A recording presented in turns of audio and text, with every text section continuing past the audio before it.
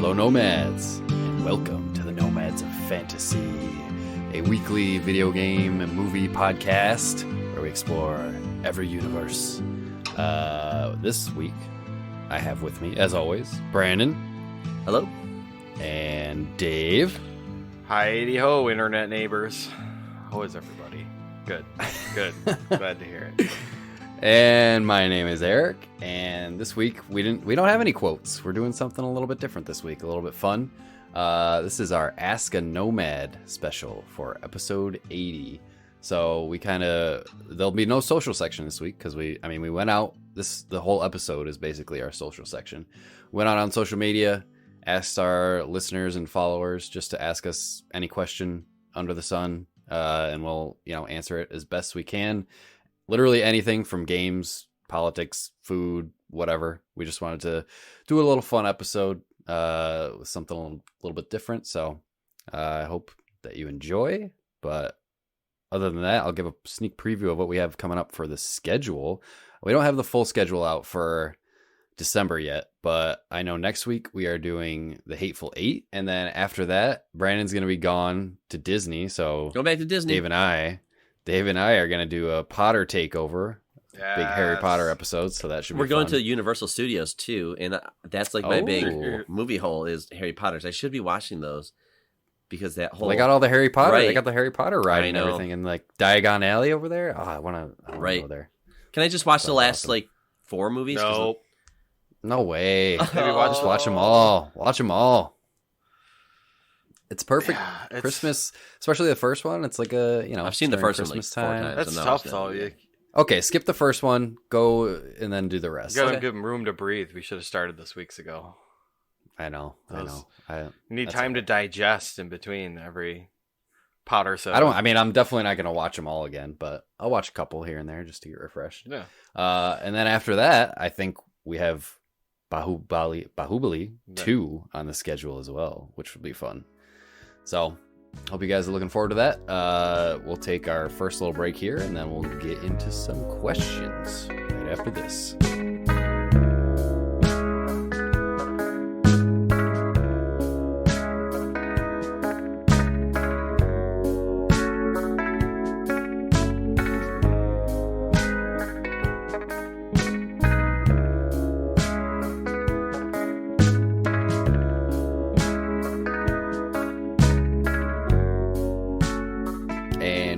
Back to take some questions from all of you lovely listeners that wrote in. Thank you so much. We got actually a lot more responses than I thought we would. We have this Google Doc set up, or this Google form set up, and we have 24 responses in total, which is again more than I thought we would get. So thank you everybody who submitted questions. I mean, some of them are quick and easy, some of them are dumb. Some of them are actually like good discussion questions. So there's a good mix of stuff in here. Sounds about accurate. Yep. So yeah, let's get into it. Just let the questioning begin. The first question. I have all the questions here, so I will be reading all the questions, and then we'll all be pitching in with our answers here.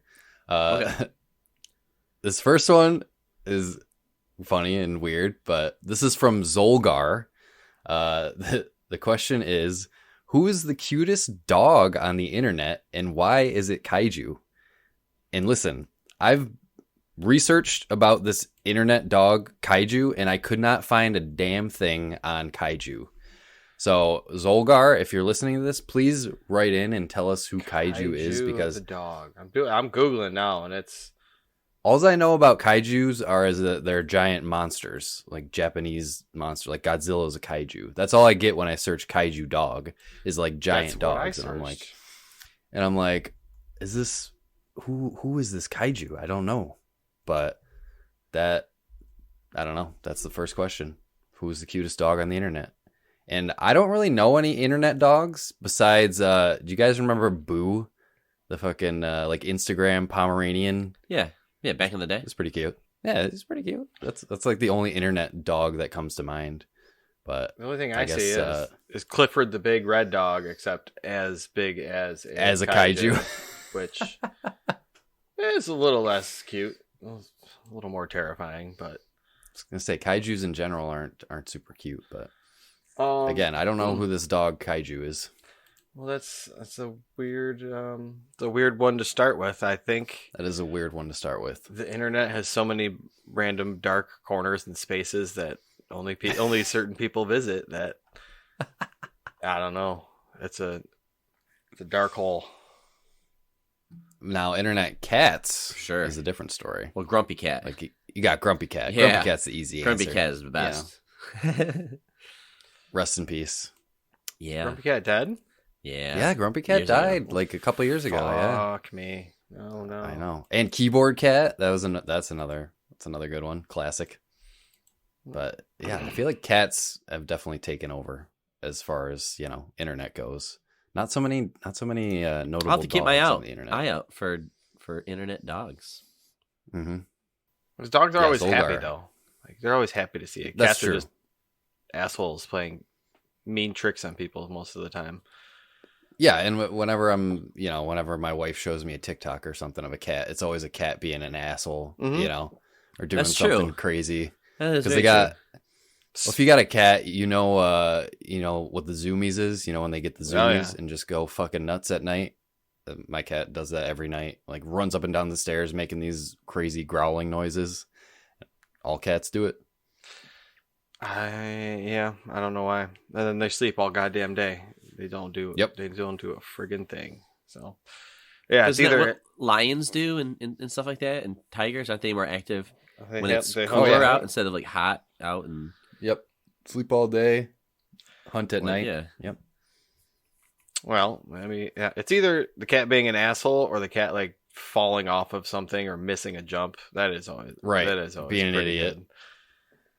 Yep. Huh. I'm gonna keep looking for this. Again, yeah, Zolgar, if you're listening, please tell us who Kaiju is because I've never heard of this dog. But thank you for your question. Moving on to question 2. This one is from our good buddy Mike Alberton from Games My Mom Found. This is what do you think of Chris Pratt as the voice of Mario in the new movie? I think it's Should stupid. it have been a voice actor instead of a Hollywood actor? Yeah. Listen, I don't know. Like you guys know how I feel about voices for characters. I think they're as important as the name and as the look and the values of that character. It's their foundation. Like if you're gonna have a movie with Bugs Bunny or Mickey Mouse or Homer Simpson, they have their iconic sounds. You can hear it in your head. I think it's a Yep. shame that they brought back Chip and Dale to a new generation and they oh just my god. disregarded them. Here we go again. You know, Back to with the like Chip and generic Dale thing. comedians that are just like they just sound like John Mulaney and what's his face, I like John Mulaney. Andy He's good, Samberg. though. yeah, and it's like they're fine, whatever. But just like I don't know, I thought that was ridiculous because everyone else has their voice in that movie, and then now they're doing this with Mario. They get creative. I don't like the argument. This turned like such a Well, hard it's- turn because I'm like coming in hot, but like you know what I'm saying? Like be creative with the writing, and you can find a way to have. What was it Charlotte? What's his name? Charlemagne. What's his Charles Martinet. Charlemagne. Charles Martinet. Yeah, Charlemagne. Yeah. Good. Yeah, Charles Martinet. Thank you. He could have done it. Well, with the right it's script. just weird. Miyamoto has come on, like he's like involved with this movie and so closely, and Nintendo is as well, and they're overseeing the entire project. And it's just weird that Miyamoto is so excited about Chris Pratt as Mario. Like he approves of it, and like I don't know, how can you argue with the creator? I fucking know. Mario. I know. I have a theory though about the Mario movie. This is probably wrong and crazy, but I was thinking like Mario comes in the trailer. We see him come into the Mushroom Kingdom, and he comes in from like his world, like the real world, quote unquote. So like my theory is that as he's in the Mushroom Kingdom, he develops his Italian weird accent throughout the movie, and by the end, he's going to be talking like regular Mario. Well, maybe. That's my theory. It's a dumb theory. Everyone but- else's voice was left alone, it looked like in that trailer. But Mario? No, we got to get a big name. Keegan-Michael Key is Toad. Fuck yeah. But he's going for the sound of... Right, yeah. And Jack Black is Bowser. Like, perfect fit.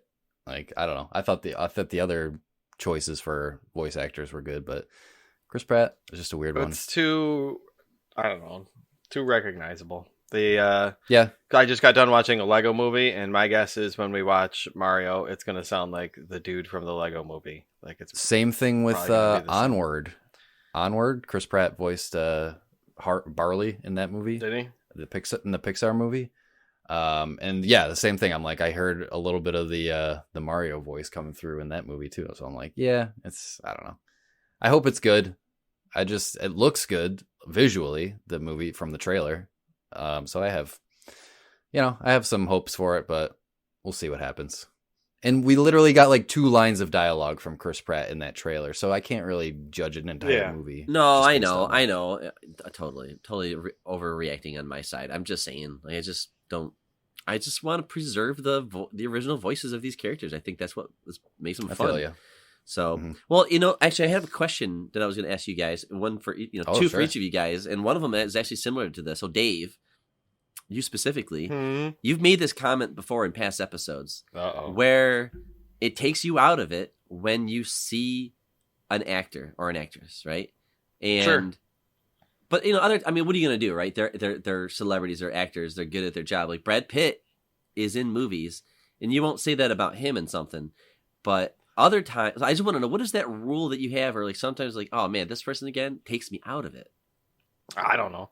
Actually, we just finished watching Andor, and what was it? Saul Guerrera. That's the Forrest Whitaker. Forrest Whitaker. Thank you. It's him, and I didn't mind him so much in it. I don't know if I'm just used to him in the role now or whatever. Like it's finally took a while for it to like set in. So I'm like, oh, it's not for like either that or I just haven't seen him in anything at all recently. But I don't know. Usually it depends on like how recent somebody's had a lot of work done, or not a lot of work done like plastic surgery wise, but how much stuff they've been in recently, or shit like that. Usually, I don't know. It's not.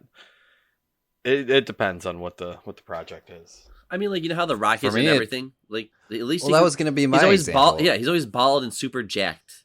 Like, I know he's jacked. The Rock is The Rock. I think it depends on the actor for me. Like, with your example, The Rock is the same character in every single movie. Put a wig on the guy or something. God damn.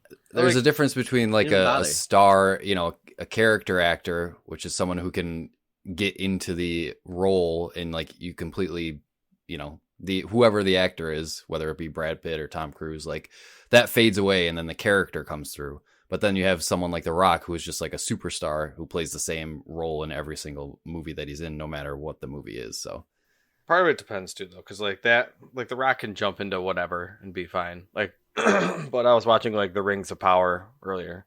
I don't know if you can tell that we've all, most of us have been sick these last couple of weeks. So pardon me if I'm clearing my throat and shit. But if Forrest Whitaker showed up in like The Rings of Power, that would have been jarring, like it depends on what the lore of the world, not the lore, but like if it's a one-off story, what the franchise.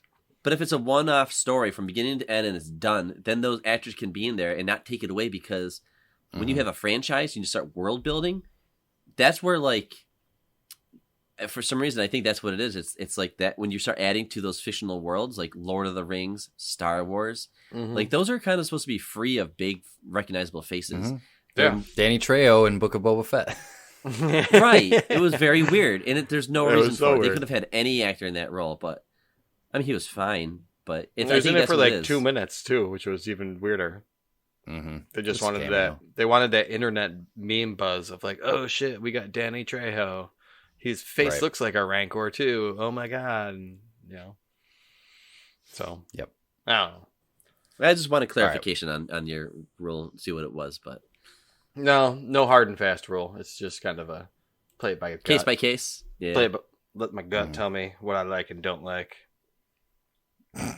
All right. Well, we're on question 3, and we're spending a while on these, so let's start moving through these a little faster. But no, good ask a question Nomad so far. 2. Yeah, right.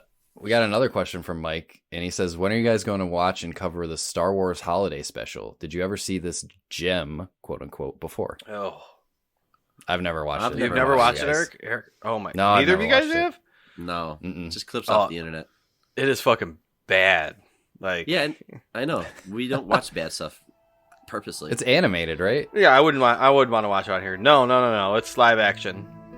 Oh, really? Okay, I always thought it was like just an animated short thing. A lot of it revolves around Life Day instead of Christmas. So that's like the Star Wars equivalent. But like there are chunks of that, and I don't think I've ever made it all the way through. I've only got like it's been bad enough where like wife will just be like, "Do we really have to like this is bad." I know it's Star Wars, but do we have to watch this one? But like you're dealing with like Chewbacca's family, and there's just like 10 to 15 minutes of just like Wookiees in their house doing Wookiee stuff, and they're just looking at each other going, "Arr!" And then they'll turn around and go, "Arr!" No subtitles or anything. It's just them. That's great. Just them making noises at each other, and it's just like I should watch that one. 15 minutes of just silence and Wookiee noises, and there's an annoying little Wookiee kid, and then some really bad acting from the gang. The gang shows up. Luke shows up, and they have some really shitty set designs and some really cheesy acting where he's calling to wish him happy life day and bullshit like that. Maybe I'll watch that this holiday. You should give it a try. Oh, do they have it on Disney Plus? It's definitely on Disney. It's gotta be, right? No. Really? No, I think George Lucas didn't he keep that thing and he didn't sell it and he wants to keep it. He's got it like locked away. I could be wrong. It's gotta be on Disney YouTube Plus. somewhere. I feel like I've seen it's on Disney YouTube, Plus before. but like they don't. All right, I'll find officially it. have it out. I don't think. Yeah, I'd be curious I'll how find that far you get into it. I know there is a How Princess long is Leia it? song at some point. I think it was a TV special, so it's probably like an it's hour like a with half commercials. So it's probably like Okay, 40 so- something minutes, I would guess. I could handle that. You try. Now I'm interested. You will all right. try. All right, Mike, thank you for those questions. Moving on, we have this is a two-parter from the illustrious Ron Mexico. Yes. Ron. Part 1, Pizza Hut versus Buffalo Pizza. Pizza Hut. Well, Me personally, Pizza Hut. because I don't know, I'd say Pizza Hut. people's not from Buffalo. I don't think like Buffalo has good pizza. Buffalo pizza is. Depends where you go. That's the thing, though. Well, Buffalo's like that middle, because New York's got that thin garbage, and then Chicago's got that super thick garbage, and we're kind of in between them geographically. I like New York style. And you need And the Pizza you need the Hut cup is and chars. fine. You need the cup and char pepperonis, of course. Delicious. Little pools of grease to Mm-hmm. Buffalo's got some pretty good. It depends. Like I don't know, they got like those brick oven joints popping up, dude, and I've been really liking those. But that's not the classic. Whatever, Buffalo they're in pizza, Buffalo though. and they're If you- doing a good job. If you say margarita on your pizza, then no, that's not fucking Buffalo pizza. No, it's Well, just that's like, all right. That's all right. hey, cheese pep. Tomato. But it's kind of like the pizza wing combo. I think pizza is like I don't know. They're like Tweedledee and Tweedledum. They kind of just go together. The pizza and wings. Oh, yeah. And then Oh yeah. I don't know. And I know we're kind of spoiled with our wings, but we're just so used to them that it just kind of comes along with it. So I feel like, well, I mean, if you guys, or if, listeners know me, you guys are from Buffalo. I'm from Rochester originally. And I feel like Rochester and Buffalo pizza is like pretty much the same. close, yeah. I'm sure there's diehards that are like yelling at their speaker right now. Blasphemy. There's some differences, but the pizza joint right by me is, I mean, it's like one of my favorite pizzas, but they don't have the cup and chars. They just have the flat pepperoni and it Flat pepperoni? best, just like, Oh, it's not the curly still crispy circle. kind. It's just the regular. Yeah. Edges to the cheese. Ew. But they have the sweet sauce, which is delicious. So good. I was just gonna say that is the one thing about Pizza Hut that does have like it's got a certain flavor that keeps calling to me like a siren in the ocean. Dude, Pizza Hut is a whole separate. If I want pizza, I'm gonna get pizza from a pizza joint. Pizza Hut is like a specific craving, Yeah. It's like fast food pizza, basically. Sometimes you have a craving for McDonald's. Sometimes you have a craving for fucking Pizza Hut. Yeah. I would argue that pizza is fast food in general. I mean, these people are not going to like Sicily. they come back with the freshest of tomato sauce. No, it's they're American interpretation. With sodium, all that stuff. Mm-hmm. You ever look at these people? Some of these people probably shouldn't be touching food, but No, I don't consider pizza Italian food unless you're going to a fucking like authentic. See, Italian if place. it says margarita, then it could be Italian food.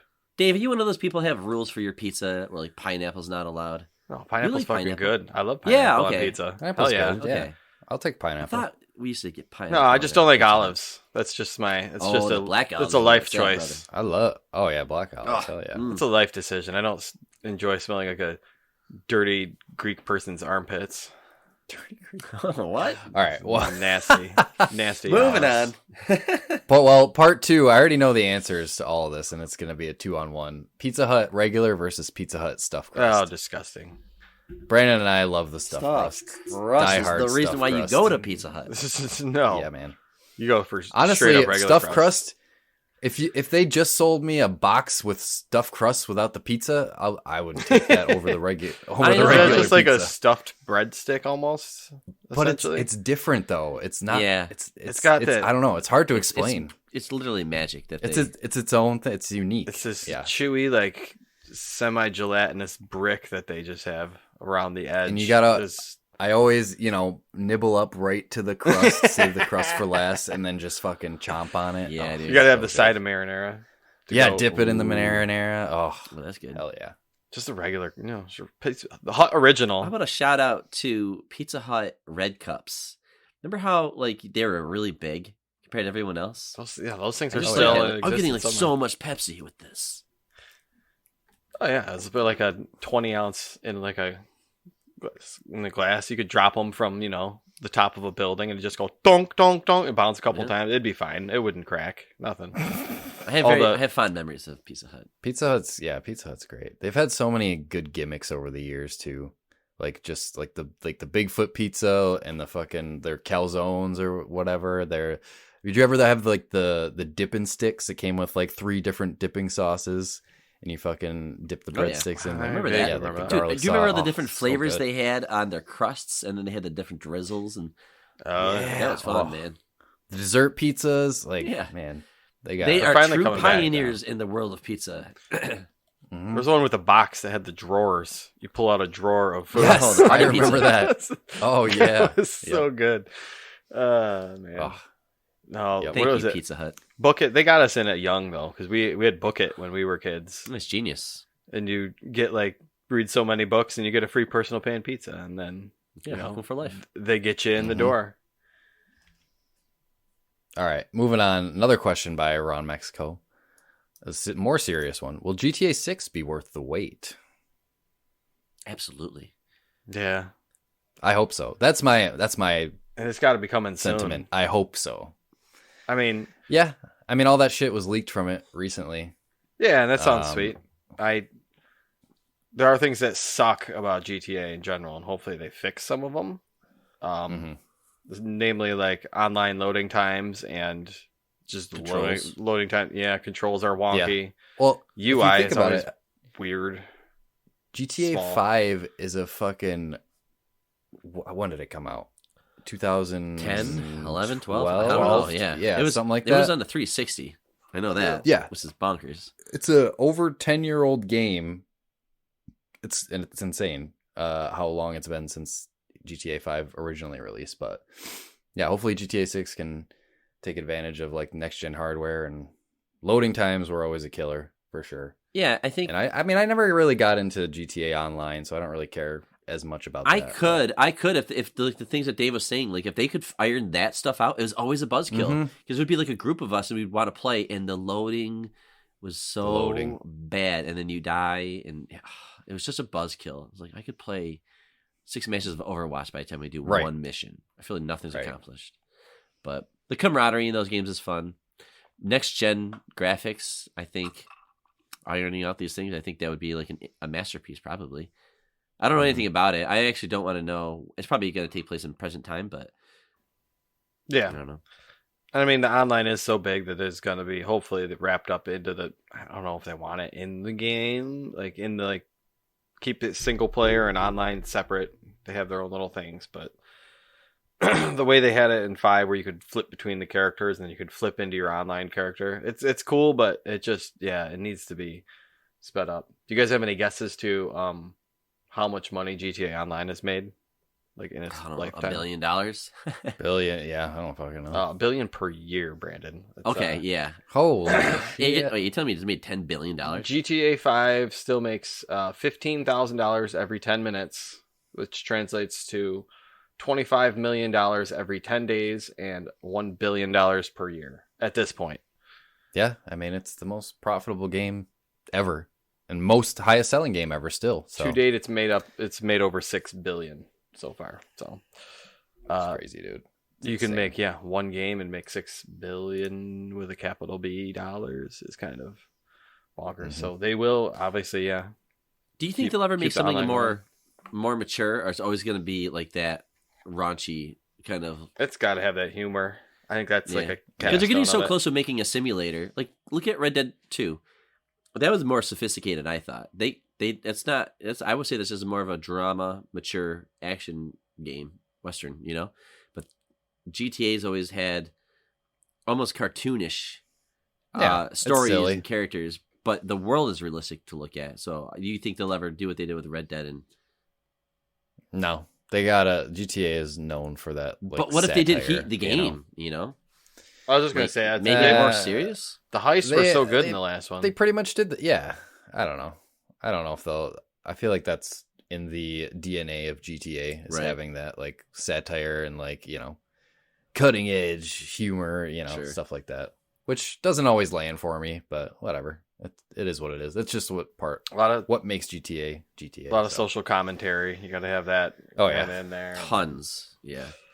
But no, the heists were such a big part of the last one, and I think the heists at this point are kind of, you can't get around them. I think they're going to have those baked in at a certain point, but they are fun as shit. But those third-person controls, they are wonky,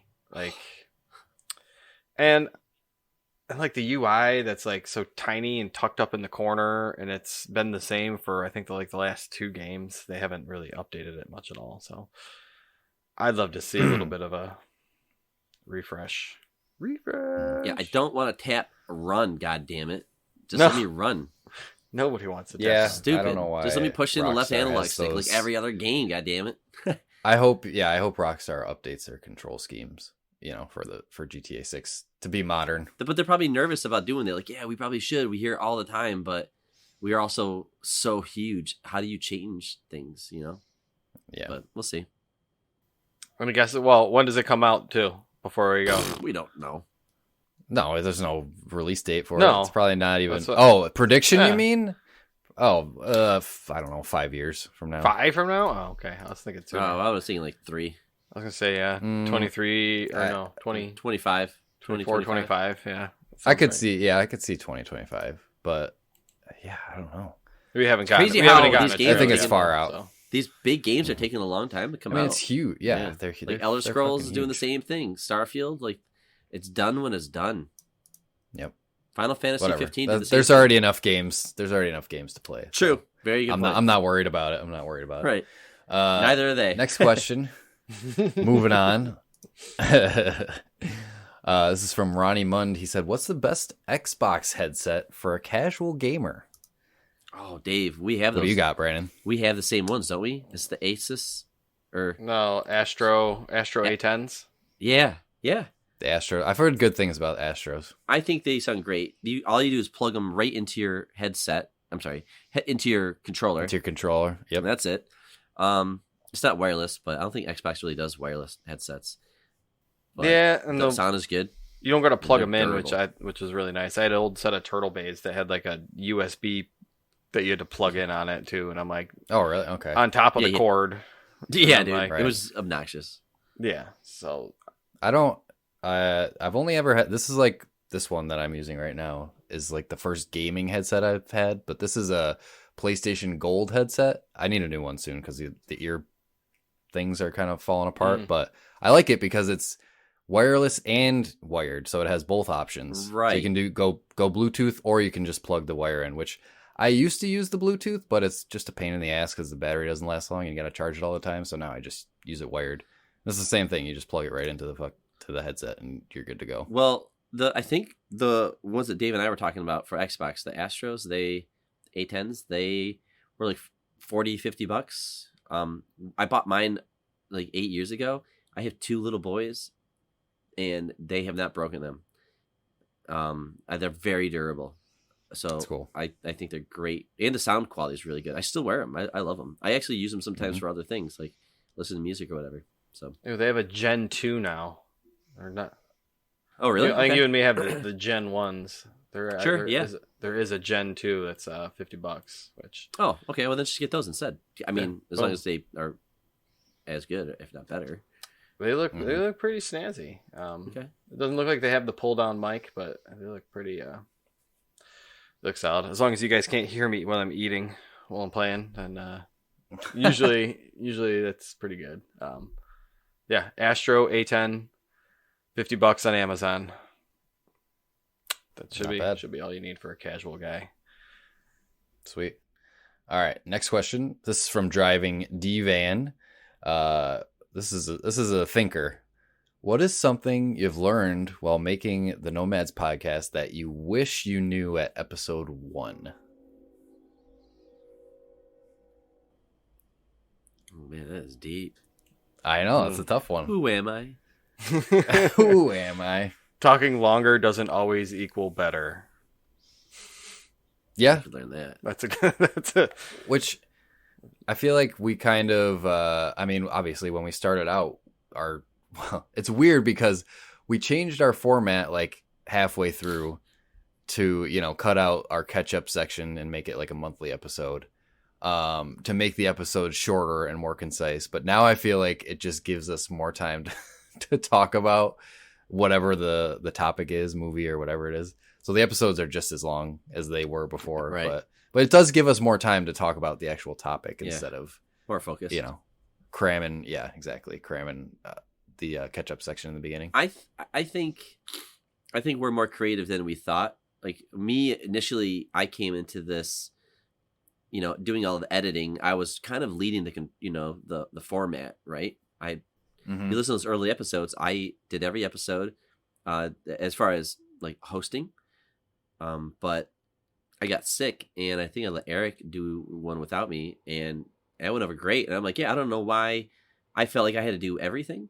So that worked out a lot. And now, not that it was getting stressful, but it was just a lot to do things. So yeah, I think just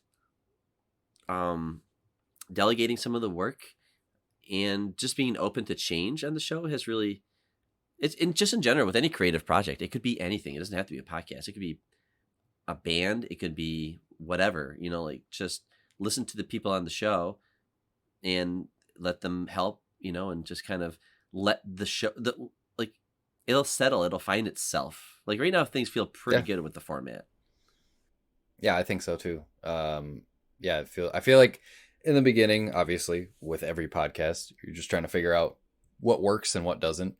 And we did change up the format, and I think it was definitely for the better. I think another thing is the focus on social media, because I mean, I was in charge of pretty much all of the social in the beginning, but now Brandon is kind of taking I'm the asshole on Twitter who's highly opinionated. I forget what did I say the other day. I saw something that was just like you called some beloved character like as bored as a box of cereal or something like that. And I'm like, dude, it was the girl from Control, the woman from Control. I'm playing that game, and like the story. I don't agree, but I'm like, he's just firing them, firing these out on the internet. No. I'm like, yeah, no, but I think it's good. It's funny. I think that's good because I mean, you've gotten a lot more followers. I would just share our episodes. I wouldn't really interact with people that more of much a personality.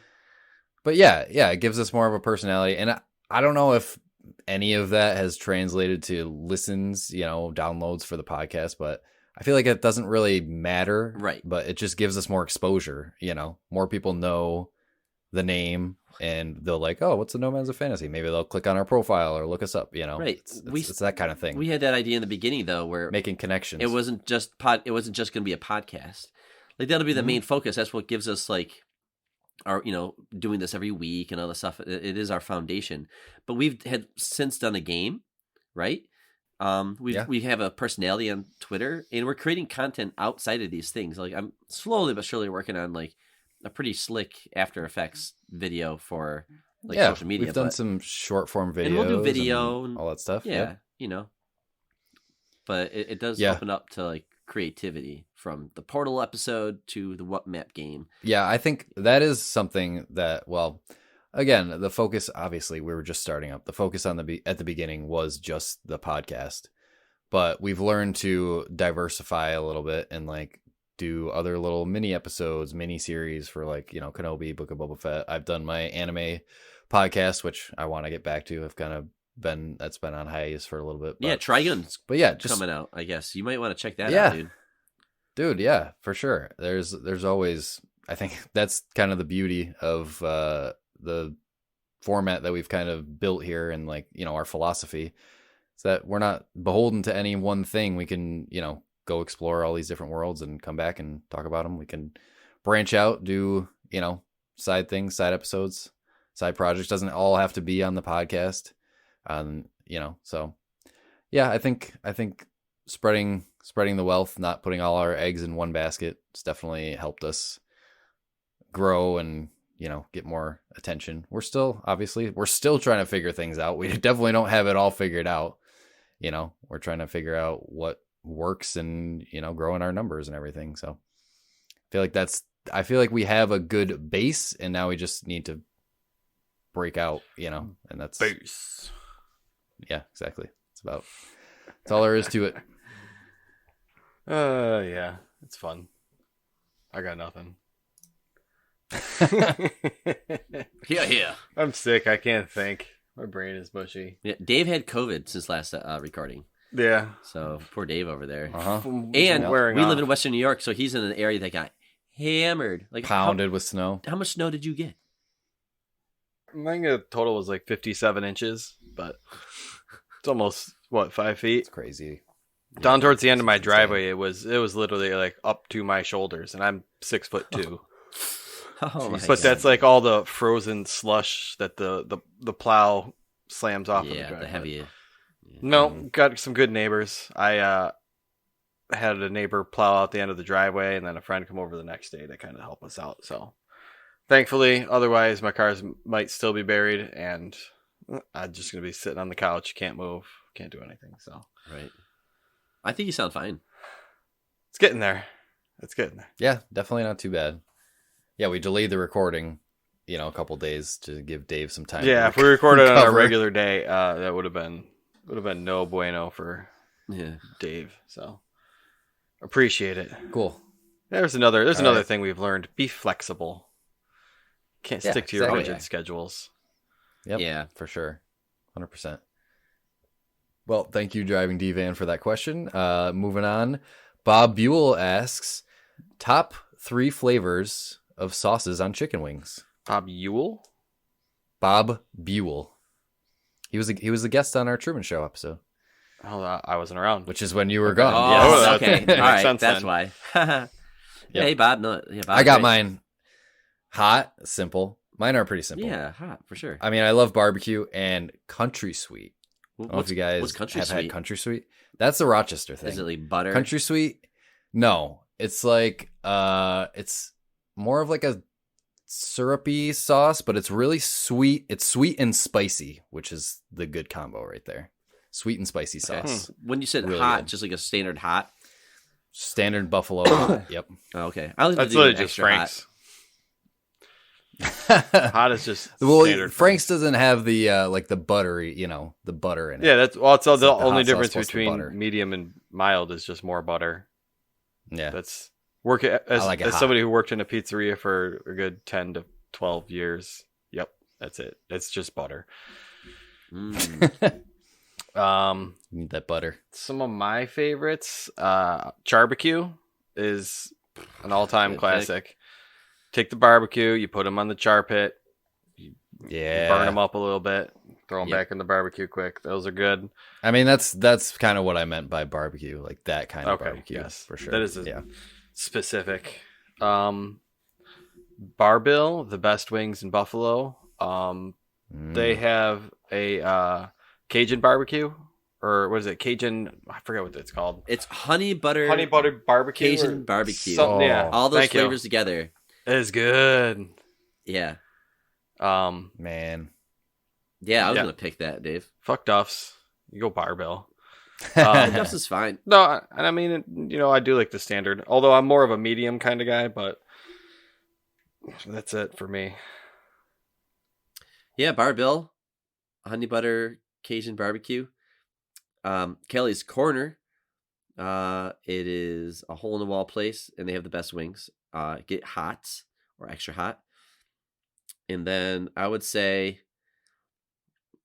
I don't know, probably like go to Mooney's, and they have these Chevettas wings.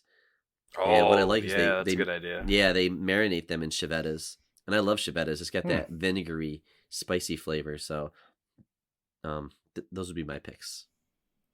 Man, now you got me craving wings. I know. All right, Eric, I have a question for you. Oh boy, here we go. So you watched the Star Wars Clone Wars content, the TV show and stuff like that. I'm almost done. I'm on season. I'm like the end of season 6, which is the second to last season. If they were going to take, like, let's say, I don't know, Ahsoka or Kenobi or Anakin, or maybe all three, and do like cool stuff with it. If they were going to have somebody make like a really good high budget video game, a good one, like, and you have anybody you can pick. Anybody, it could be Nintendo, it could be anybody. Like, I don't care. Just like dream developer to make a standalone Clone Wars based game. That's a good question. Who would it be? And why? Like what? Like why would you pick like Rockstar or Bethesda? So are you saying it would be? Well, I guess you said it could be anything that I wanted it to be. Anything. I'm trying to think of what the game would be. Because I would think it would be like, because the way that kind of the Clone Wars is set up, it's switching between all these different characters, their different stories. Ahsoka is kind of the main character. I mean, she's Anakin's Padawan. Yeah. But I think she's in like every episode. Like Obi-Wan and Anakin are mostly like they're kind of more side characters, but a lot of it's focused on them as well. So, but I'm thinking like you'd be switching between characters, different story moments in the Clone Wars. So you don't have to. You can follow just one character. You could, yeah. But I'm trying to think who would be like the best. The easy answer is Respawn, just because they've already done Fallen Order. No, and it was such a good game. I honestly thought you would instantly say Naughty Dog, because that's who that would have been my second answer. Because I mean, who does third person action story better than anybody? No one. Naughty Dog. Yeah. That or Rocksteady. Rocksteady would be good. I think the Arkham style combat would work really well with like a lightsaber combat. All the side missions are just like Jango Fett or whatever. Like you could have these random that would be really cool characters that you have to fight off for. Yeah, I mean Naughty Dog. Again, it's an easy answer, but like, who does third person action narrative focused games better than Naughty Dog? I can't think of anybody. So, I mean, that would be a dream, is to have Naughty Dog develop a Star Wars game in general. Right? Well, I did have a question for you guys too, but I guess I'm going to bounce this one off of Brandon first to see, because since we're on this topic of Star Wars, it's kind of reminded me. But everybody kind of gets their own story told in Star Wars as of late. Like for the years, all we had was just the movies. Now we just have this like massive explosion of one-offs kind of happening 4 times a year. What story do you want to see from the Star Wars universe? Like who or when, or I guess those are the two. But I want to see Sebulba's side story of like him going home and beating his kids, or I don't know. Dude, no, it would easily be. I'm a big fan of New Hope. I want to see Tarkin and Vader doing their thing. I want to see a very kind of like Andor, where like there's inner politics going on. A whole lot of that, yeah. Like but like do it with Vader, do it with Tarkin, do it with, because we got that a little bit with I'm drawing up Blake Fennec or something like that, the guy that was in Rogue One that gets blasted at the end of the movie. Yep. But that, like, he wanted credit for the Death Star, and then Tarkin just took it from him. I want to see a TV series, 10 episodes, and just follow Vader. I don't know. I think it would be, just give us an evil show. Like, nobody ever does follow the bad guy. I just want to see them doing bad things because we just know that they're evil. The Vader comic into a show. Oh my god! Right, you guys are saying would be good ridiculous. Stuff about that. That would be amazing. No, my answer is easy. Thrawn. Yeah. Ooh. Like, come on. That might be coming though.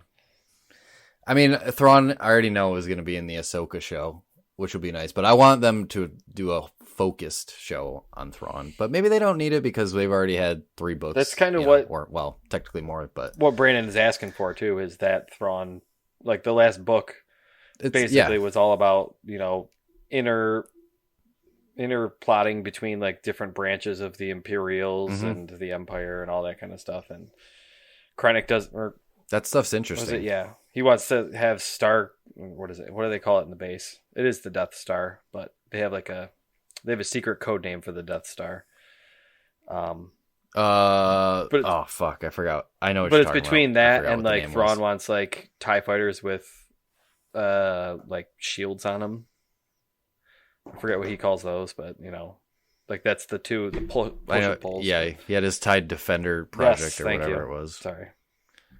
Cool. Another one that I would really want is, you guys remember the Star Wars 1313 game? Oh, dude, that got canceled. Yeah, I make that into a TV show. A bounty hunter going into like the depths, the lower levels of Coruscant. I love like that shit, like the seedy underbelly, because like Coruscant, all you really see in like the movies and stuff is like the political stuff, but underneath, like thousands of levels down, it's a city planet, is all like the slums and shit. Yeah, and I love that. I love that concept. We see some of that in the Clone Wars, and some of that comes up in the Thrawn books, and I love that shit so much.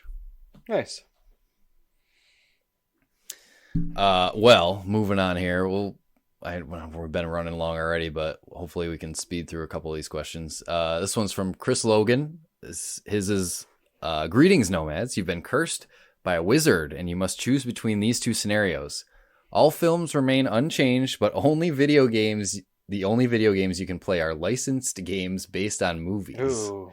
Or all video games remain unchanged, but you can only watch movies based on video games. Oh no. God, that is... So either brutal. Like, what do you like better, movies or video games? I'd have to go with movies. I feel like leave the movies alone, and I'll play your. Leave the movies alone? Yeah, because really, yes. So you want to play Fiction, only video? Jaws, well, Jurassic Park. I don't know, man. Star Wars. Well, I think this question is from this point forward. Oh, not erasing history. That's how I took it. Not erasing history, but from this point forward. It doesn't change because we're already going that way anyways. I mean, some of these characters, that's why we see like another God of War and another Mario game. We love our franchises. We're already going that way. It's hard to see a new IP, So I'm picking my argument. My argument would be video games remain unchanged because you're going to regret that when you're 7 years old and you're like, I just want to see a good movie. I think there's more innovation happening in the video game space than in the movie space right now. Fair. I don't watch many movies. I definitely play more video games than watch movies. And if movies were only based on video games, they would, obviously video game movies have been shitty, ever since they started making them. But if those were the only types of movies that people would make, they would find a good way to make a good video game movie. Yeah, exactly. That is true. So those good video game movies would come. Peter Jackson does Elder Scrolls, the movie. Right? Yeah. Think about that. Oh, man. Yeah. Now you got me thinking, because I was going to say movies too, but licensed movie games technically aren't as bad as they used to be. Like back in the 2000s, they used to be, every game would have, you'd have like Dick Tracy video games and all sorts of like anything that had it. They just pumped out any sort of shovelware to make a game. But now it seems, I don't know if they're better or they're just less of them. I feel like you don't see many video games based on movies anymore.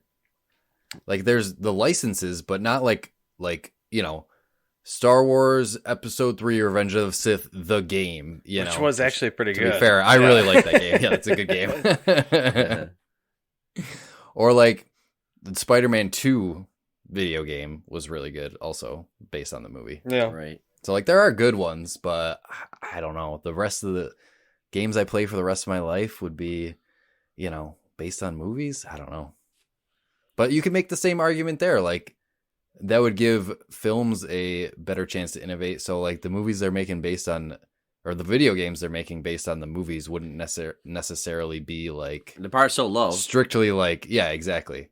Wouldn't strictly be like, I don't know, superhero licenses. They could go out of the box a little bit more room for innovation, but I still have my answer. I think I'm going to go with video games. Yeah, keep my video games. Okay, interesting. Yeah, keep your video games. Yeah, just cause. Yeah, that was a good question. Yeah. Okay, this next one's from Evan One. Sonic says, if you could go back in time and replay any video game like it was your first time, what game would it be? Firewatch comes to mind quickly. I have an easy answer. What do you got? Breath of the Wild. Breath of the Wild. It was a magical experience the first time I played it. Yeah, a lot of people like that game. Probably the best, like just the discovery of everything, And like even if I went back and played it now, I know I would discover new things because I didn't explore that entire map or anything. Right. Like I might have to just go with Skyrim then. Or Skyrim. That's what I was going to say. Yeah, Skyrim's another one. Cause... The first time a dragon just randomly attacks is just haunting. I was just like, oh my god, that thing is huge. And it came out of nowhere. You hear the roar, see it flying overhead. Yeah. Comes down, lands in a... I've been trying to replay that. Well, Skyrim's a good one. It was one of my COVID... something that I tried to play during COVID because like you can't concentrate. So I'm just trying to walk through pretty environments and shoot. It's relaxing. Yeah, relaxing. That's what I like about Skyrim. But I just want to be in that world. Being able to refresh and explore, start that over. Yeah, that would be nice. Even though I probably don't remember as much as I think I do in that game generally, but I think those I'm trying to think of anything else that is that grandiose. I know, because like Titanfall 2, epic. I was blown away by. There's been moments of games that are like, wow, this is a really fun experience, but I think I'm going to stay with Skyrim. Narrative games, I think, are the good ones that are good to That's pull true that too. from. Yeah, like The Last of Us could be another one for me, just because that hit me so hard the first time. Mm-hmm. I do like Firewatch answer though too, Brandon. That's a good one. I didn't know because like the game makes you think it's scary, and it never was. And like because we played it for the show, and the thrill of the game isn't there, but it's just you can't appreciate because what's really gonna pan out, But in the moment, you're like, oh my god, who was that guy with the flashlight? Why are people like tearing up my watchtower and all that stuff, But good question, good answers. This one's from Jake Iveson. If your podcast could bring on any one guest to the show out of anyone currently alive and able to, who would you each want? Sir Patrick Stewart. That's another good question, man. Patrick Stewart. Ooh, Sir good answer. Patrick Stewart. Sir Do not Patrick, besmirch the man. He worked so hard for that goddamn knighting. You could talk to him about anything. You could talk to him about X-Men movies. You could talk to him about mind blanking Star Trek. That show that he kind of that show he kind of ran for a while. He might be sick of Picard questions, but just would you alive... you would have them on to ask him questions about? I feel like if I had like Mark Hamill, I wouldn't talk about fucking Star Wars. I'll go on YouTube. Talk about his life. No, just like talk to him about like what he watched last. What does he think about Andor? I don't know anything, but like maybe not Andor, but just nobody wants to talk about Andor. Alive is the kicker here because I feel like there's plenty of dead people that you could choose. I feel like I would choose. This might be a lame answer, but Adam Sandler. I feel like he's got some really good stories. Yeah, and he's a really good. He's like, I feel like he's be really fun to talk to. You know, yeah. Like, he just seems like a cool guy. Oh yeah. Yeah, I thought Jack Black and Jim Carrey first, to be honest with you. I'm like, either of those guys. Like, Jack Black always has high energy. Where Jim Carrey is more of an artist now, and he's, know what he's going to behave like. But you want that Jack Black action, be great. Yeah, and I just feel like those kind of guys are like, they wouldn't be like, I don't know, like too, I don't know what the word is, sophisticated right. or like Dave's choice. They're just regular guys, like. Oh, Patrick. Patrick Stewart. Tell stories. You have to like have a plan to talk to Patrick Stewart. You have to have questions. That's to ask him. I guess technically, if you're just gonna shoot the shit, sit down and shoot the shit. Yeah. I don't know. I'd want somebody that plays games too, though. So. Yeah, true. You like that comedian that always has a shirt off, or like a game dev Bert? or something. Yeah, everybody loves Bert Kreischer, but he also doesn't play games. He's just a party monster. He's got good stories though, but yeah, I need somebody that can talk to me about recent games and where the industry's going and all. Well, that's why Jack Black's a good pick, because that dude plays video games. Dude, Snoop. That's true. Dave Chappelle. Snoop would be good. Snoop Dogg. Yeah, all good ones. Or the dude that played The Witcher. Apparently, he's like huge into video games. Henry Cavill. Oh, Henry Cavill. Yeah. All right, good question. Next question from Evan One Sonic again. What is an episode you each wanted to record, but the other Nomads didn't have an interest or hadn't played or watched the movie or game the episode would have been on? I don't know if you guys have one. I feel like I thought I had one, but maybe not. The only ones that I can think of are like, we've talked about them, are like PlayStation exclusives that you guys haven't played. Yeah. Like The Last of Us. And like you guys, like Dave doesn't have any way to play The Last of Us, but I would love to talk about it. Or like Breath of the Wild. Obviously, Brandon, you haven't played it yet. I'll so play it. I just don't like what I've played so far. But yeah, I know. I feel so bad I because just don't like it. It's just, dude, it's so fucking boring. I would love to do an episode on Breath of the Wild. I feel like that I could make that like a 3-hour episode. I've played it like 3 times, like gone back to it and try to play it like 4 times, and put an effort into it. But I can't. I'm just waiting for that. One of those games. Yeah, it's just one of those games you have to like lose yourself in, and you can't like. I don't know. I feel like you need to sit down and have like at least like 2 hours to play it. Because I mean, you could. Yeah. If you sit down and play for 30 minutes, you're not really going to get anything done. Yeah, and I had like really little kids when I was playing it, and they kept like, "Can I play?" I'm like, "No, I can barely play this." Right. Like, yeah. Now they can probably now I could be play better than you. Yeah. Yeah. So they're my kids. I just at a certain point just let them run around. I don't know anything that we haven't talked about. Can you repeat the question? Basically, an episode you wanted to record, but we didn't have interest or hadn't played or watched the movie or game. We're always usually pretty good about, watching other people's stuff. We usually find a way. Because it eventually, like, it's always something good to talk about, is people seeing something new for the first time. And then usually it's the people that have seen it get that joy of sharing a new, genre or whatever with their friends, which is always fun. Yeah.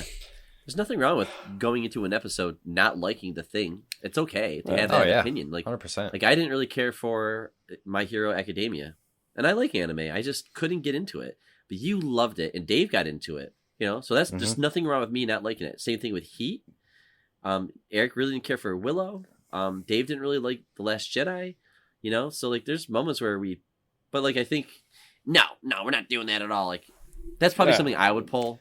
But I haven't done that. Yeah, yet. I would never like say no to right. Something that one of you brought up. Let's be be fair. It's not that I didn't like The Last Jedi. I just had a lot of stupid stuff in it. That's all. One thing I did want to talk about that we never got to, and it's no fault of our own, but was the good old fashioned Amico. Like I always wanted that thing to be a thing. Yeah, the Intellivision. That thing's never. But it's finally hit dead. Bankruptcy and died like 4 different deaths at this point. So it's now just dead in the water. It's like a sad inside joke that we get to poke at here and there, but Yep. Wah wah. Wah, wah. All right, moving on. Nick from the List of Everything podcast says, do you find it difficult to move on from a video game to a new one if you haven't finished the first one yet? Yes. Even if your interest has started to wane? Yes. Or am I just crazy? No, I hate it. I hate this cycle that we're in. So many good games out there, and they're so long. Like, I'm liking Valhalla. Assassin's Creed Valhalla is great. It is fun. It looks good on my console.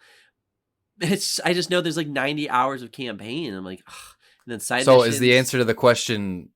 Wait, so the question is, do you find it difficult to move on to a video? You do find it? I don't like leaving things unfinished, you know?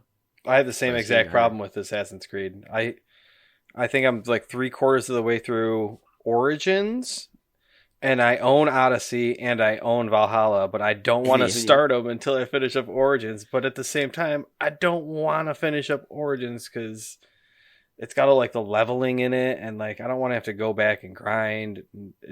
It's super cool to look at, and it's, you know, fun to run around Egypt and shit like that. But you just gotta, it's tough. Just do what I did. Just like I'm not going to finish this campaign. That's what I resign myself to a lot of times. Shouting from the hilltop that the ending is you have to play this game. Like if nobody's doing that for like Odyssey or anything like that, then it's more about the gameplay in the world and not the story. Yeah. So you're really just grinding for no reason. Like that's what I've had to say to myself. It's like, this is not going to be Gladiator, where like from beginning and it's an amazing story, and I feel like I achieved something. It is just smashing X and hold down this button and kill somebody and go over here and do the same thing. It's just that gameplay loop, you know? I don't think I find it difficult to move on to. I think that's my problem is that I don't find it difficult to put down a game and move on to something else, because I want to go back and finish every game that I've started, but it's just not realistic. You know, it's the same. It's like with Elden Ring, you know, I played 30 hours of it and then I moved on to something else. And it's like, I'm sure I'll go back eventually, but like, I'm not itching to go back and finish it this second. It's the Nomad way, Eric. Constantly things. Nomad way. You do not belong in that world. You're just a visitor. Dude, you do not there's constantly things coming out, you know, games to play, things to watch. Dude, it's Witcher like, 3's it's hard to keep up. An update, and I'm like, I guess, and like that's another thing is. Wait, what? Witcher 3? Witcher 3 is getting like a next gen update. Yeah, it's the next gen update. Oh, next gen. So it's gonna, you know, stuff like that happens. Where like, I want to go back and finish it now because it's the visuals make me want to go back and see it. Dude, I've tried like 5 different times to finish that game. Like every couple of years, I'll pick up my save where I was in The Witcher 3, play a couple hours, and then put it down again. I'm like, maybe someday I'll finish this game. Yep. This game is so good, though. Like, it's that... It is really good, but I don't know. It's smooth as butter. It's got a nice frame rate now on the Series X and all that kind of stuff. But I was telling Dave, yeah, it's nice to have certain games installed on your hard drive, just so if you want to pretend to be a gladiator or a ninja or, you know, a modern soldier or something. Like, it's nice to have certain games installed when you want to go in that world real quick. You don't have to finish them, but it's nice to have like a good variety. Yeah.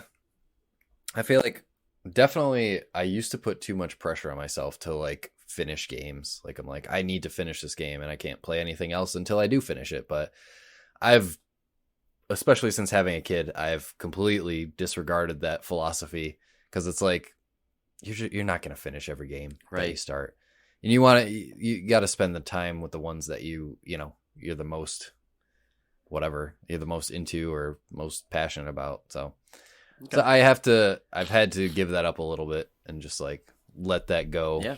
Do you guys have seasonal games or like comfort games that like you come back to for like, this is the game I play around Halloween every year, or the game I play around Christmas every year, or anything like that? No, not really. I just get the itch to play it when I want to. Just genres? Yeah. I do that with movies, but not games. Yeah, movies are more common, yeah.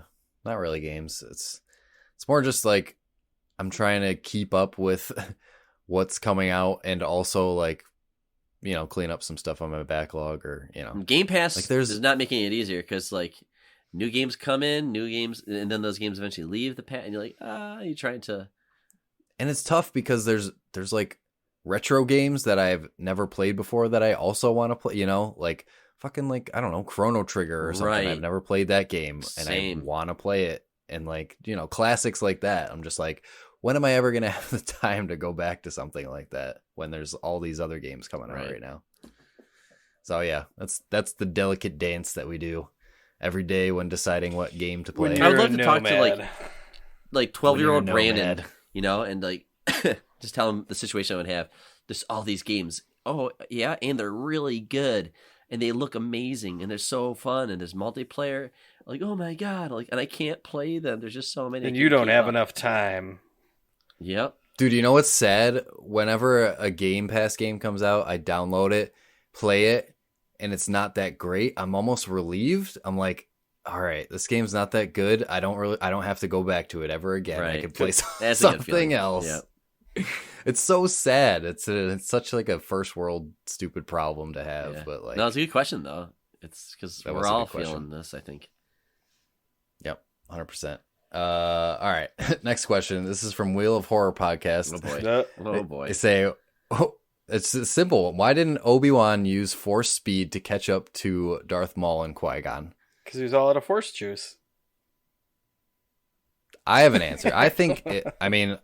At that point, Obi-Wan was just a Padawan, so he probably didn't know. No, he did in the first scene. He does it in the movie, in the beginning of the movie. You're right. They both zip off. Real now quick, that you mention it, yeah, and they never do it again. I completely forgot about that. Yeah. Yep. I think that. Okay, that's a good question then. So, like, I think it's just an editing story error. I think he introduced it and he never did anything with it ever again. But I think, I'm sure we could come up with a more plausible thing. Like Dave, you're saying that he's low in Force juice, maybe. So. Yeah, he used up all his Force powers in the previous fight, yeah. Or maybe he's just like so scared and young, but Obi-Wan's... That would be my answer. Just inexperienced, And there's like 3 lightsabers technically zipping around, and he's probably like in a narrow corridor with these doors. He's probably just being extra careful. Yeah, right. The ray shields. Well, he just had the correct answers he should have, but... Yeah, he had to use the Force jump to jump all the way up because he got knocked down. And maybe he used all his Force juice for the jump. So then he had to run over like a regular non-Force using peon. Say what you will about the Phantom Menace. That fight is awesome. Darth Maul. Still one of the best moments in Star Wars, yeah. With the song, so good, just man. makes it epic. Oh, Duel of the Fates. Oh, amazing. Yep, it's got everything. All right. Next question from the Kilted One. What do you think is the most important element to making a good game, specifically RPG or horror? For me, it's making choices that matter and that can change gameplay or the story. I'm going to sit this one out because I don't play horror games.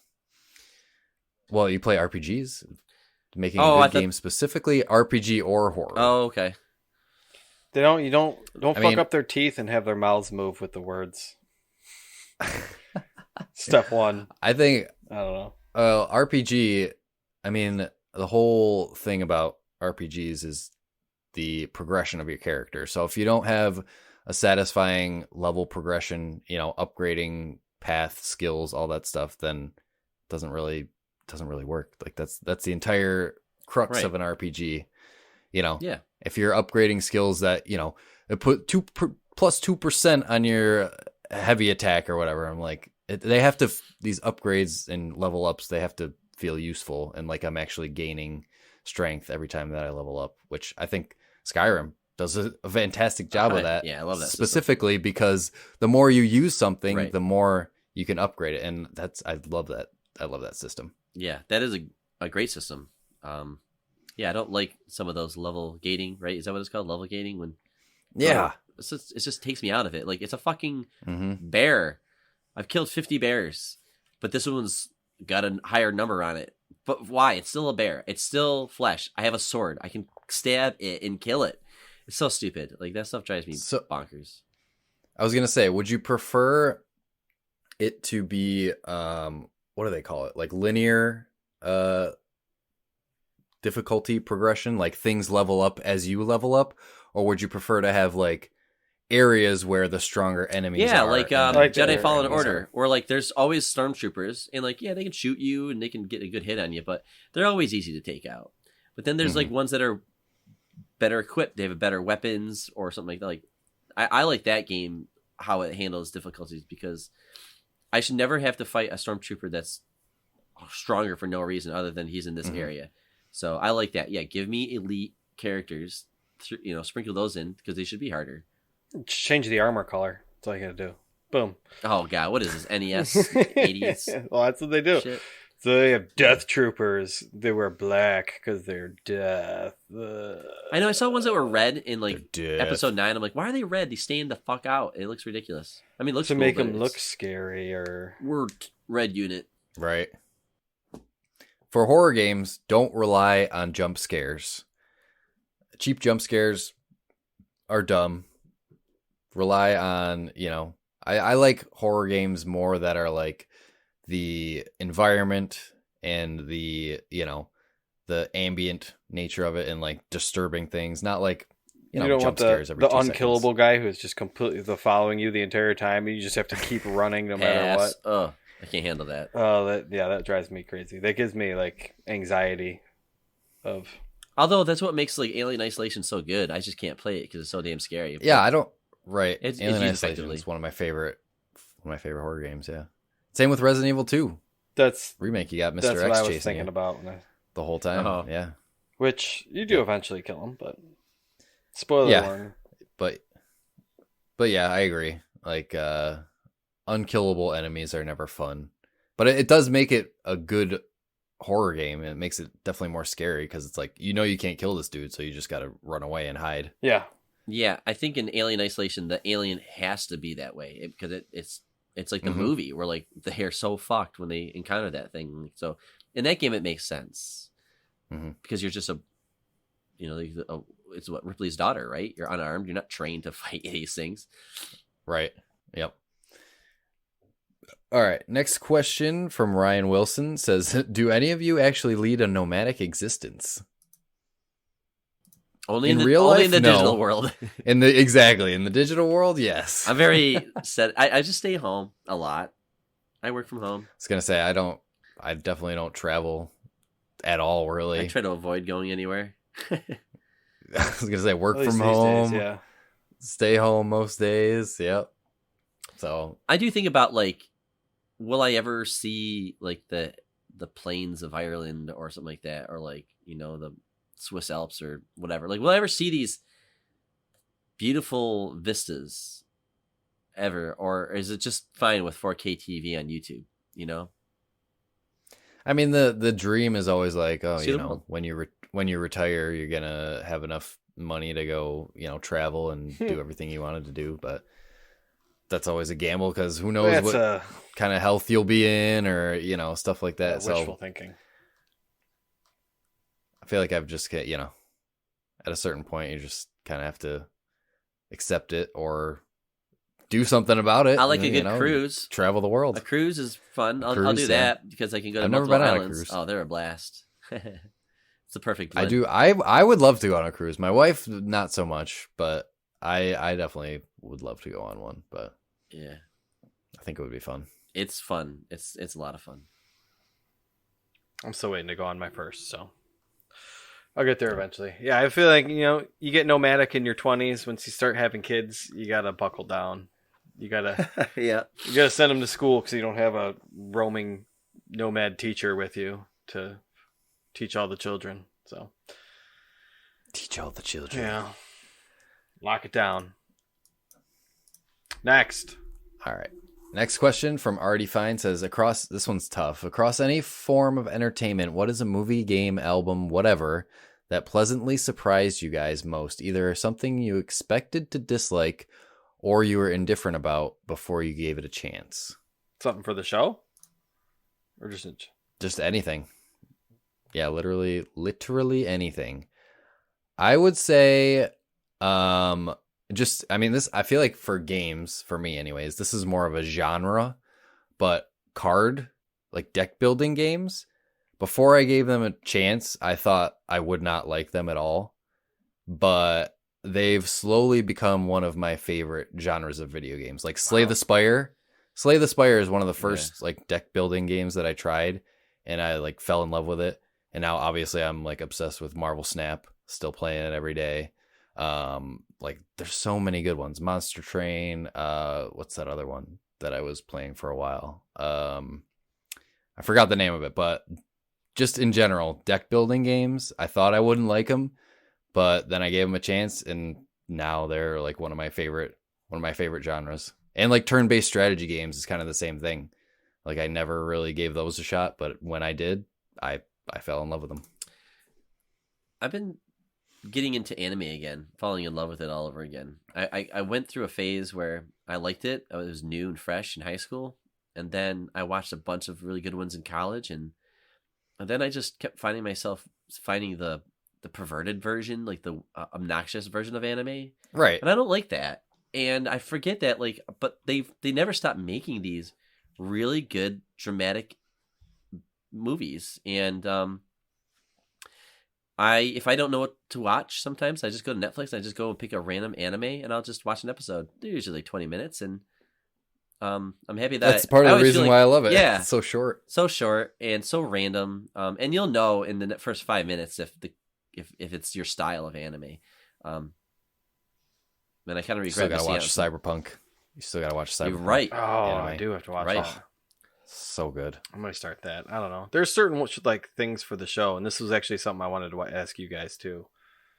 But like things going into like a lot of the stuff that we watch on the show, like I've never seen before, and some stuff I like to go in blind. But like things like Alice in Borderlands or The Lighthouse or shit like that like I have no idea what it is going on in, and then I see it and I just want more and more and more and more and more. Right. Especially that's a great feeling. You don't know what to expect, and it's just like, what the fuck was that? It was so bizarre, and I loved it. Yeah. Especially Alice in Borderlands. That one got me good because I went and read the entire manga after that. I'm actually thinking we get season 2's coming up very soon. I can't wait. So I may actually rewatch the first season of that again, and maybe I probably won't reread it, but things like Wolf Among Us and stuff like that. No, poor Chota. But the Telltale games. The Wolf Among Us, that whole Fable series. I just got done reading a graphic novel in there, and like there's all sorts of crazy stories that they're telling in those universes as well. So I like that you do this. Like we did this with Kira. You got into that too, right? Yeah, I read. I don't know if I finished those books, but you go in and you check out the source material, which I think is awesome. Yeah, because usually if you like something, the source material is just more of that. Essentially, hopefully they're doing it right, but you're getting more in-depth look into that world. And a lot of times, like the animations, like you see where they get all the animation stuff from, it's pretty badass. So those are good to go back to. Cool. Yeah. Good what question. about you guys? What else? What other like? Are there any specific episodes that like stuck with you as something that we watched that kind of stuck in your brain as something that you really liked?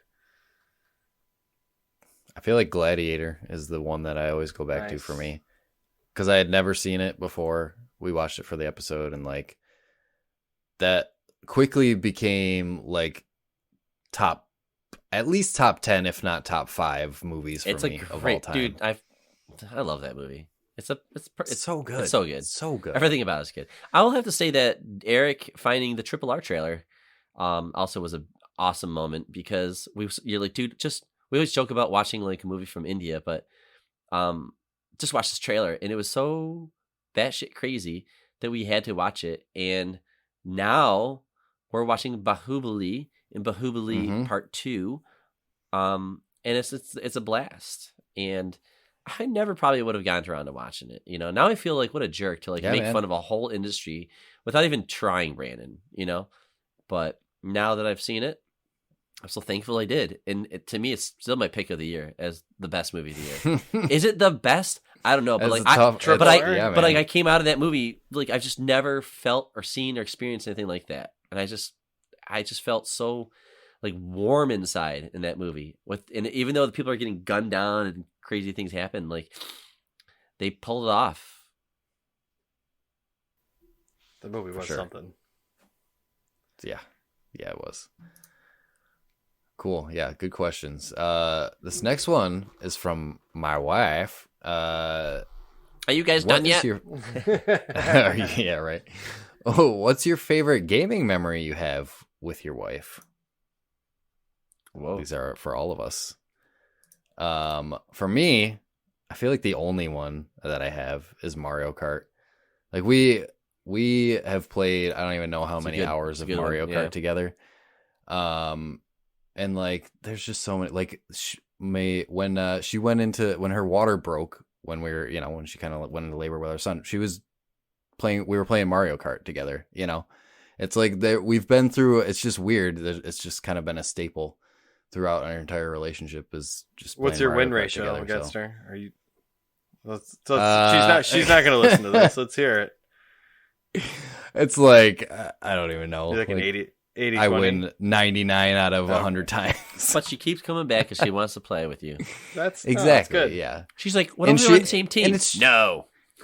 And she definitely has gotten better over the years too. Okay.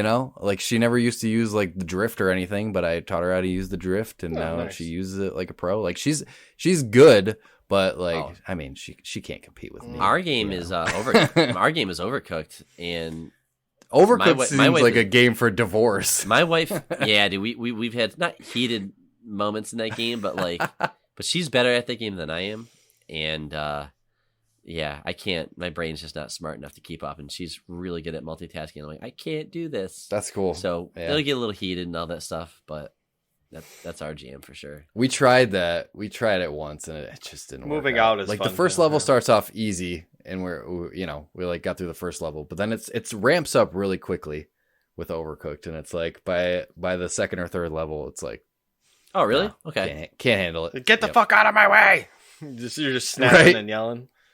Well, I love that there's like a fucking like button to run, and you can just shove the other person out of the way, and I was just constantly running around the kitchen doing everything myself. I think ours, we play a fair amount of FMV games, those real life video games, and then that seems like something a good choice. She played Firewatch when we played that together, so she usually likes the narrative based games. If it's about the gameplay, it's just it's about the story. So the story, usually those FMV games we usually get into a lot together. A lot of them we finish actually, most of them too, but we're in the middle of Immorality right now, so kind of just working our way through some of those. Did you do Telling Lies? That's on Game Pass. Yeah. Was that good? They had some legit actors. Yeah, they did. That was a good one. Okay. They all have kind of their own little weird different ways of kind of getting the story to you more. So like that one, I think you searched for words. The Immorality game, you could search by faces or like by things on the screen. Her Story, all those. Oh, that was ones. Yeah, it was great. Yeah, usually us, it's those narrative hooks. Sweet. Yes. Well, last question. Been running long. It's a simple one. This is from PK at Seismic Cinema. They say, Homelander or Superman? Homelander. Well, hold on. What's the question? Like, who's cooler? It's just Homelander or Superman. You could take it however you want. Versus Homelander versus Superman. Homelander, which one's cooler? Which one would win in a fight? I've never been a big Superman fan, and I think Homelander's more interesting, but he's also a modern character. Homelander's more interesting, yeah. Yeah, but the fight, though, like, versus, that's interesting. Like, who would win there? I think Superman's winning. I mean, they basically have the same superpowers, but... I'd go with more. I don't think Homelander, more level-headed Clark Kent Superman in a fight. Yeah, thinking clearly. I agree with you there. Does Homelander have a weakness though? Because like Superman has a weakness. It's kryptonite. Homelander's weakness is his feelings. His feelings, his arrogance. Yeah. And I don't know if Homelander has the whole. Was that a ghost? I don't know what the fuck that was. Wild over there. But yeah, I think you're right. I think Superman would win a fight. Coolness though, Homelander, like he's all sorts of more interesting than Clark. More personality for sure. Even though he is a homicidal maniac. Mm-hmm. More to come of that. Yeah, can't wait. Speaking of the boys.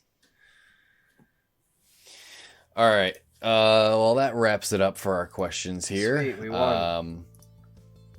That was fun. Answered all your questions. Thank you to everybody who wrote in, asking us all of those. I hope you were satisfied with our answers. After this, we'll come back and do a very quick, hopefully, game of 20 questions.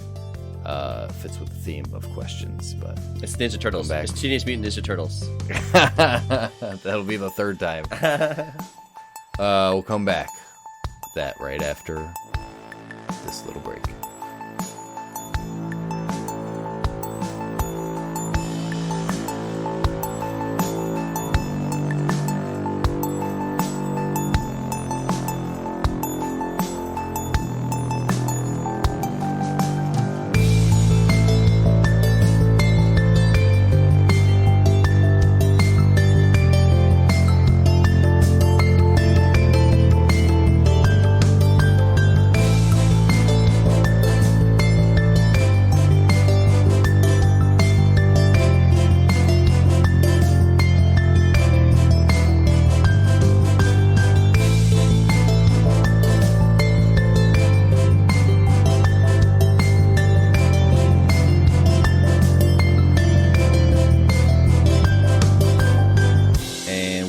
Back with a little game of 20 questions.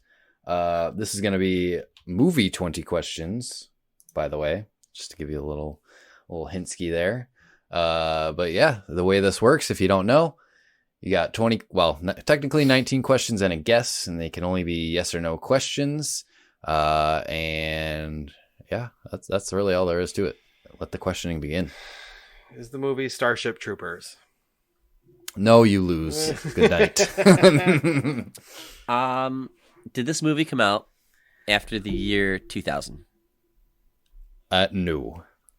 Did it come out after the year 1990? No. Okay, 80s movie, most likely. Yeah, you never know. True. Could be Hitchcock. Could be Fantasia. Or Wizard of Oz. Wizard of Oz, yeah. Ooh. Nope, it's not Wizard of Oz. Because Eric sounded it sounded new to him. Play the meta game. Does this movie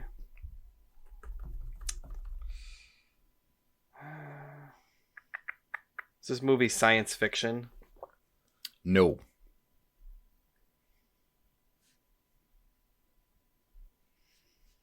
Is this movie an 80s movie? Is this movie a comedy? Yeah. Yes. Okay. Oh. Is this movie part of a franchise?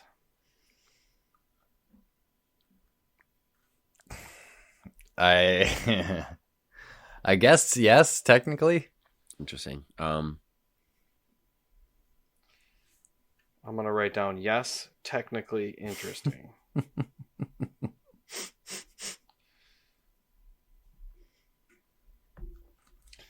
So an 80, well, should we nail down the I don't think there's going to be any comedies from the 70s.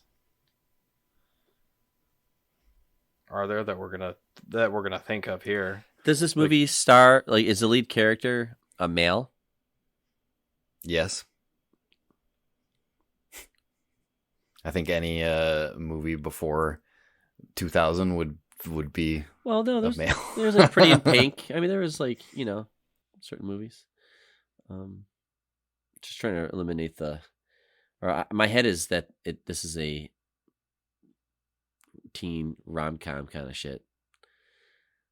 I mean, it could be something like fucking Kindergarten Cop or. That's in the 90s, I think.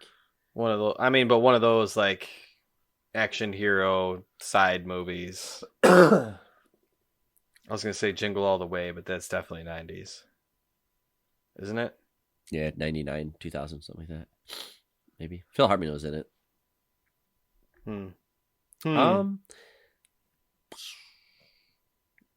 Is the main character a white dude? Yeah. Okay. Yeah, yes, he is. It's not Eddie Murphy.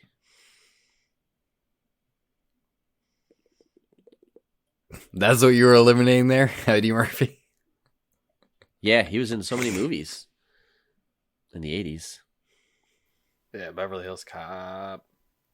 Yeah, Money from Nothing. Right? I think it's called. Axel Foley. Beverly Hills Cop, yeah. Yeah. Coming to America. Comedy. All right, that's 7 questions.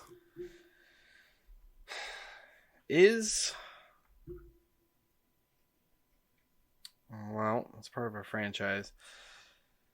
I'm trying to think. Did this movie, was it received poorly?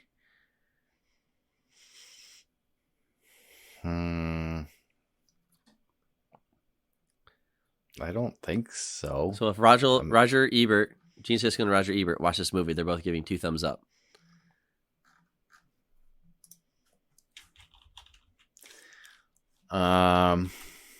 Let's see.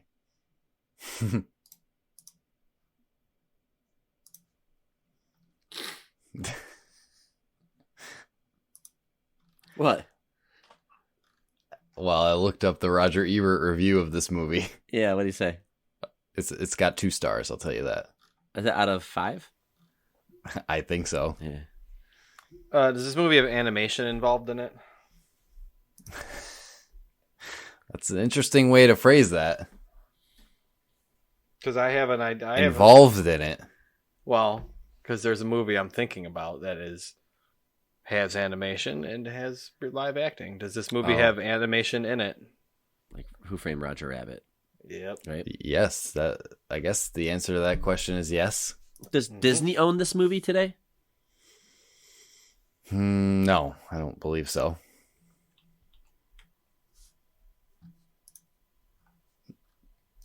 Does Disney own Who Framed Roger Rabbit? Is that what you're getting at? Disney does not own it, but there is animation in it. Yeah, but it's probably like old school animation where they like drew on shit to like do like something magical.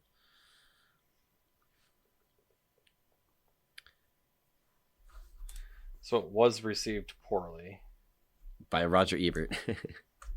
By Roger Ebert. Take that as crusty you will. Old shit. It does have animation and it like an animated comedy. I think that you're worried too much about the animation. I think that it's in it, but it's not like a big. Like okay, for example, Christmas Vacation has an animated intro. Yeah, some movies do that. They'll have an animated intro. The Super Mario Brothers had an animated intro. Actually, Christmas Vacation does line up.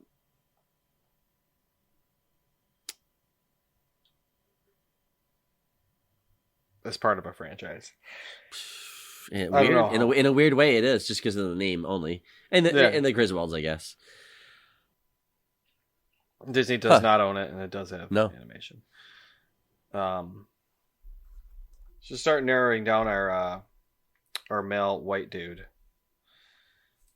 like Chevy Chase, Arnold Schwarzenegger, Michael J. Michael Jackson. Michael J. Michael J. Oh, Fox. Sorry. Michael Jordan? Michael, yeah, right. Nope. Michael B. Jordan. Is this a holiday movie? Yes, it is. All right, Dave. There you go. Oh, there you go. This movie star Chevy Chase. Yes, it does. Going right for the kill. Yeah, okay. Is this National Lampoon's Christmas Vacation? It is National Lampoon's Christmas Vacation. Wow. Yeah. I don't know where it came from, Dave. When I guessed that earlier, that kind of just came out of nowhere. Just top of mind, but because we're getting into December here. Yeah, man. Yeah, because I was watching it today, and I was thinking about it. Can we do an episode of that like Christmas time, next year, holiday time, please? Yeah. Hell yeah. I love that so many intro times song. there is. Yeah, and it's like, how many Christmas movies can you watch that are still quotable throughout the day? Like, you can still say, shitter's full, So many good quotes. Yeah, it's rare. Yeah, great movie, great holiday classic. Can't watch it with the Watch kids it every year. Well, you can. Sure, I did. I did. You can watch You it. just with the gotta kids. distract them at specific times. I think There's not too much stuff. Kids, it's not too bad. For thousands of years, kids have experienced the horrors of life. I'm sure they can handle like a woman getting into a tub or a pool or whatever in her bathing suit. Or no bathing suit. That's that fine. bad. Some swear words. There's one F-bomb, right? In the end. There's I don't think There's more than one? There's a whole rant, right? There's some middle fingers. I think there's only one F-bomb, maybe not. I could be wrong. Maybe. No, the rant is holy shit. It's not an F-bomb. I swear there's definitely an F-bomb in there. He says it. I forget when he says it though. Well, we'll have to watch it. Great movie though. Yeah, the way you worded the animation question, because like you said, there's the animated opening, so like yes, technically there's animation is a part of this movie. But yeah, good job guys. That was only 11 questions and then the guess. So we're gonna have the happiest Christmas since Bing Crosby tap dance with Danny fucking Kane. Yeah, that's the one. There you go. That's the one that I was thinking of. Yep. Ta-da. Thank you for that quote. All right. Well, that was fun. Fun episode. Fun 20 questions. Wrap it up here. If you want to follow us, you can follow us on Twitter and Instagram at Nomads of Fantasy. You can email us nomadsfantasy@gmail.com with any questions, comments, all that good stuff. You can go to the nomadsoffantasy.com for all your Nomad needs. Join our Discord, the nomadsoffantasy.com/Discord. If you want to chat with us, you can play our daily video game map guessing game at whatmapgame.com. It's always fun chatting in the Discord, sharing all of our guesses and whatnots. Dave did not get Ocarina of Time. Not Ocarina of Time. A Link to the Past. In the first guess. I guess A Link Between Worlds on the first one. My COVID brain. Oh, yeah. Because I don't know. Your I didn't COVID think brain's was, like, it's something like this. It was, I know, and I should have known it, that one too. The Legend of Zelda. But which one's A Link Between Worlds then? That's like a It's DS the 3DS game. one. 3DS one. It's Okay. a fucking great game. Yeah. Yeah, One see, of my I favorite just, Zeldas. because you're going between the light world and the dark world, I just got it. Mhm. A Link to the Past. I don't remember what the Link to the Past was.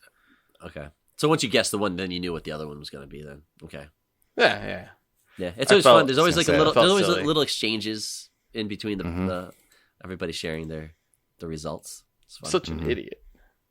I like when I snipe them. How could I? Getting them how on could I that miss first that guess one? feels good. I was gonna say it's not often, but you definitely, it's always fun. But all right, well, with that, we'll wrap it up and get out of here. Thank you for joining us for this Ask a Nomad special, and as always, safe travels.